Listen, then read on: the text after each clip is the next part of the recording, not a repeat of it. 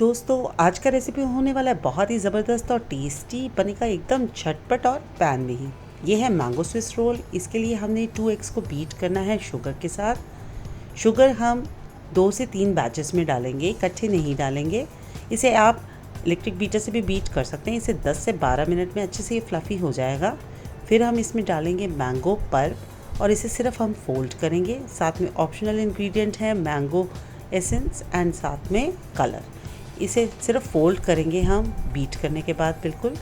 और फिर हमने सीव करके डालना है फ्लावर एंड बेकिंग पाउडर और फिर से इसे हम फोल्ड करेंगे। साथ के साथ मैंने रेडी किया है कि एक पैन के अंदर लगा रही हूँ मैं ऑयल।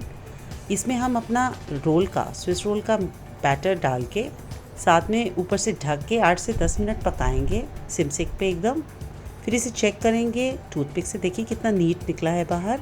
फिर इसे हम पार्चमेंट पेपर के ऊपर ट्रांसफ़र करेंगे। साथ में हम लगाएंगे इसके ऊपर विप्ड क्रीम मिक्स है विपिंग क्रीम और शुगर का। याद रखिए इस टाइम पे केक एकदम ठंडा है। साथ में ऊपर से डालेंगे मैंगो चंक्स और इसे फोल्ड करेंगे।